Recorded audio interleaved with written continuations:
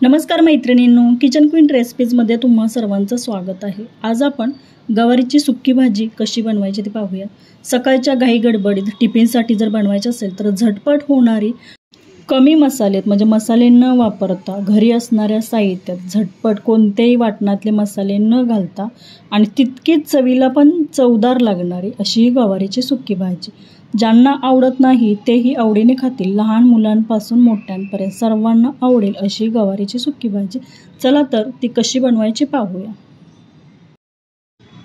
गवारीच्या शेंगा घेतलेल्या आहेत, त्या स्वच्छ धुवून घेतलेल्या आहेत। आपल्याला या मोडून घ्यायच्या आहेत, म्हणजे देठाकडचा आणि टोकाकडचा भाग काढायचा आणि थोडासा केसराचा भाग जो असतो तो आपल्याला काढून घ्यायचा आहे आणि अशा पद्धतीने आपल्याला मोडून घ्यायच्या आहेत। या ज्या गवाऱ्या घेतलेल्या म्हणजे गवारीच्या शेंगा ज्या घेतलेल्या त्या कोवळ्या होत्या, त्यामुळे जास्त केसराचा भाग त्या गवारीला नव्हता। सगळ्या गवारीच्या शेंगा आहेत त्या अशा पद्धतीने मी मोडून घेते। ज्यांना सकाळी घाई गडबडीत बनवायचं आहे त्यांनी रात्री मोडून ठेवल्या तर सकाळी घाई गडबडीत त्याची भाजी आपल्याला पटकन बनवता येते। सर्व शेंगा छान अशा मोडून झालेल्या आहेत आणि त्या 2 ते 3 वेळा स्वच्छ धुवून घेतलेल्या आहेत। आता या शेंगा ज्या आहेत मोडून घेतलेल्या त्या सुरुवातीला शिजवून घ्यायच्या आहेत। तुम्ही शिजवून न घेता त्याची सुकी भाजी बनवू शकता, परंतु मी थोडीशी शिजवून घेणार आहे आणि नंतर त्याची फोडणी करून घेणार आहे। त्यामध्ये आपल्याला साधारणतः अर्धा ग्लास पाणी घालायचं आहे। पाणी जास्त घालायचं नाही, कारण त्यातले पाणी काढणार नाही, त्या पाण्यातच नंतर फोडणी करायची आहे। त्यामध्ये अर्धा ग्लास पाणी घालून साधारणतः 2 मिनिटं ही गवारीची शेंग छान अशी शिजू द्यायची आहे। 2 मिनिटं छान अशी शेंग शिजवून घेतलेली आहे। आता आपल्याला इथे गॅस बंद करायचा आहे आणि गवारीच्या शेंगसाठी फोडणी करून घ्यायची आहे। शेंग पूर्णपणे शिजलेली नाही, परत आपण फोडणी दिल्यानंतर छान अशी शिजली जाईल आणि गवारीची शेंग पटकन शिजते, जास्त वेळ लागत नाही। म्हणून मी इथे गॅस बंद केलेला आहे आणि आता आपल्याला फोडणी करून घ्यायची आहे।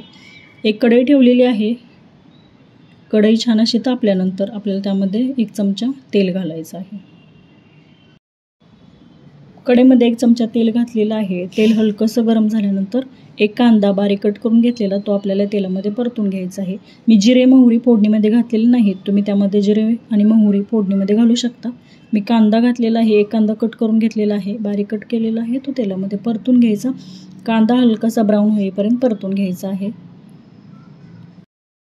कांदा मऊ होईपर्यंत थोडासा परतून घ्यायचा आहे।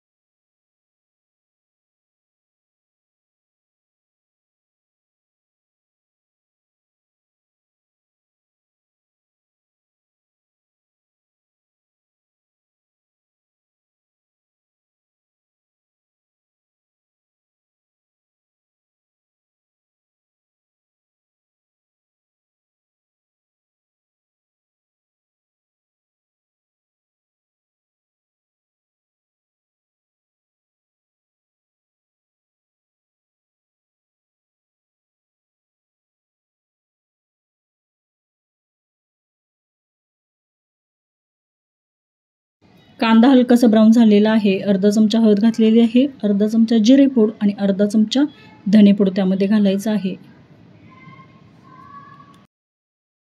थोडंसं परतून घेतलं। आता तिखट तुम्ही तुमच्या चवीनुसार घेऊ शकता। 2 चमचे इथे मी कांदा लसूण मसाला घातलेला आहे। कांदा लसूण मसाला घालून थोडंसं मिक्स करून घ्यायचं आहे। थोडंसं परतून घेतलं। मसाला थोडासा कोरडा वाटत होता म्हणून त्यामध्ये 2 चमचे पाणी घातलं आणखी थोड्या वेळासाठी छान असं परतून घेतलेलं आहे। आणि गवारी शिजवल्यानंतर जे पाणी शिल्लक राहतं ते पाणी काढलेलं नाही। इथे आता कांदा लसूण मसाला घातलेला आहे, कांदा घातलेला आहे, धनेपूड जिरेपूड घातलेले आहे। या मसाल्यासोबत ही गवारी छान अशी शिजली जाईल। साधारणतः 2 ते 3 मिनिटांमध्ये गवारीची भाजी सुकी होईल आणि छान अशी शिजली जाईल। चवीनुसार मीठ घालायचं आहे। चवीनुसार मीठ घातलं। यामध्ये भाजलेलं शेंगदाण्याचं कूट घालायचं आहे किंवा भाजलेले जे शेंगदाणे आहे त्याची जाडी बरडी जी भरड आहे ती घालू शकता किंवा सुकं खोबरं आहे ते किसून घेऊन किंवा मिक्सरला बारीक करून त्यामध्ये घालू शकता।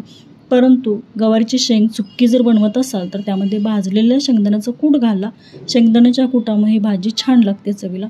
माझ्याकडे बारीक केलेलं जे कूट होतं शेंगदाण्याचं ते त्यामध्ये 2 चमचे घातलेलं आहे. छान असं मिक्स करून घेतलं. स्वच्छ धुवून बारीक कट करून घेतलेली कोथिंबीर घालायची आहे आणि ही भाजी कोरडी होईपर्यंत छान अशी शिजू द्यायची आहे. भाजी छान अशी कोरडी झालेली आहे आणि गवारी छान अशी शिजलेली आहे. मग ही सकाळी घाई गडबडीत जर भाजी बनवायची असेल तर झटपट या पद्धतीने बनवू शकता. चवीला पण छान लागते. मग स्कूलचा डबा असो किंवा ऑफिसचा डबा असो, सकाळी घाई गडबडीत झटपट होणारी, कमी वेळामध्ये कमी साहित्यामध्ये या पद्धतीने गवारीची सुकी भाजी नक्की बनवा. बनवल्यानंतर मला कमेंट करून नक्की सांगा. चॅनलवरती नवीन असाल तर नक्की सबस्क्राईब करा.